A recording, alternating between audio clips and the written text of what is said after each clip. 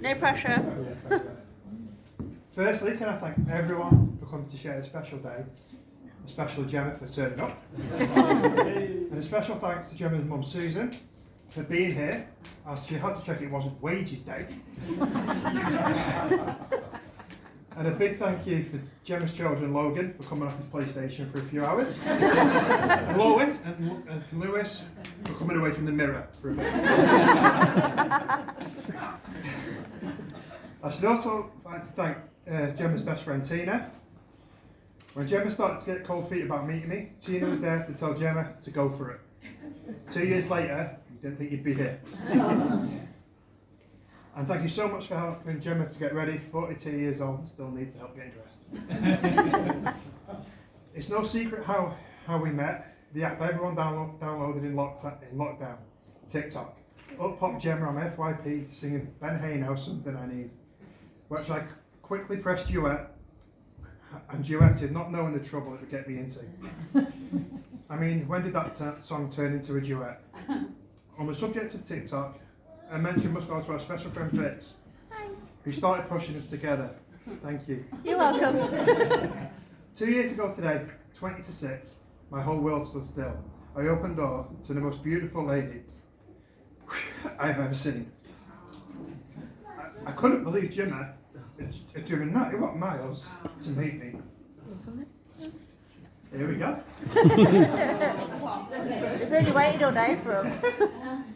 Although, as time's gone by, I now realise it wasn't as special as I thought.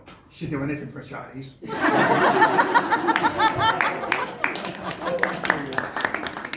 The date went better than I ever could have asked for. Although there was one moment I realised this could work. After a meal and a few drinks, it was time to walk home. Bear in mind, COVID, no taxis. Gemma said to me, "What's that tent doing there?"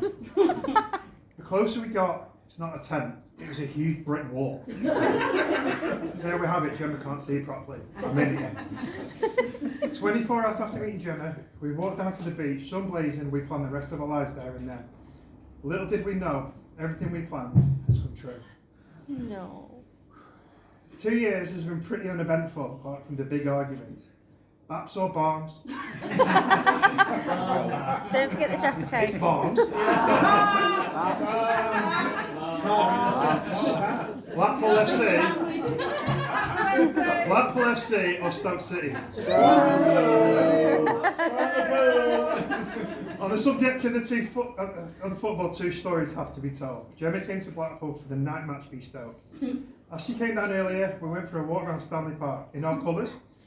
And this lovely old man looked at us, confused, and said, "Hang on, are you not playing each other tonight?" The calm before the storm. Unfortunately, can't remember the score that night. Then came the big one. Stoke v Blackpool at the Bet365. I can't remember that one. Yeah, sure enough. As we walked down to the ground in our colours hand in hand once again, a policeman saw us and said, "Oh, isn't that cute?" I replied quickly as a flash, "No, I'll hate her in 10 minutes. The score, if anyone needs reminding, was 1-0 Blackpool. A lovely Jerry Yates pass to Josh Fowler, who smashed it in and sent all the Stokies home crying into their oat cakes. What a day.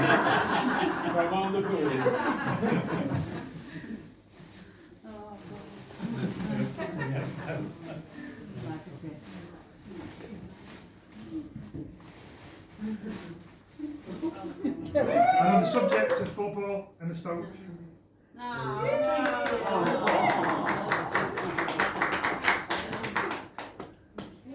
Aww.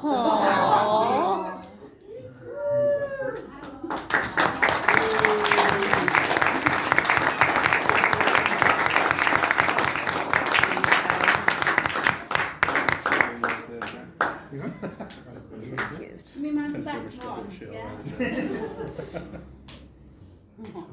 in 2010, as Blackpool did the impossible and reached the Premier League, you turned to your dad and said, "Little Blackpool are in the Premier League." Yeah. I'm sure, as much as you were shocked that day, nothing will come close to the surprise of me actually being here today. Also, it seems Gemma likes to set me challenges. After sneaking to the Stoke to surprise her on delivering flowers, Gemma got a ring doorbell and said, "You cannot surprise me anymore."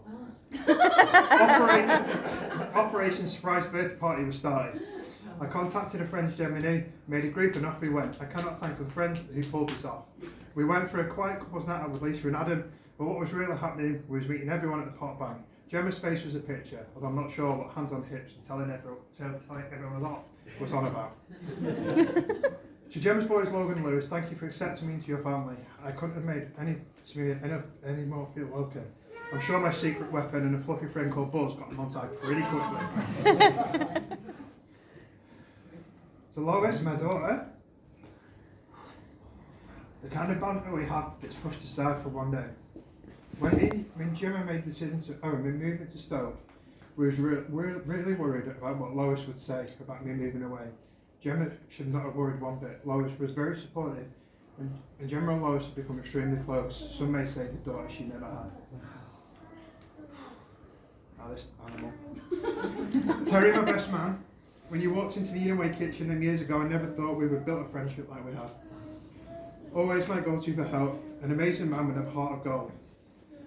Although, you keep telling me to get off Blackpool losing 6-0 to Arsenal. You finally found out Walcott was fast, eh? Yeah. Although I think it's about time we make a deal. I'll get over that if you get over your obsession with Ryan Shawcross. I can't thank Gemma's parents, Susan, John enough. They must have thought Gemma was mental for doing this. But it sent me to the family straight away. Last page, thankfully. It wasn't as good as it sounds though. Going round to Gemma's parents to ask their permission to marry their daughter after knowing Gemma less than a year was a scary thing to do. Made even worse, John had just popped out to take Katie home. So we had to wait. Then Susan said to me, sat down, "You're not asking Gemma to marry you, are you?"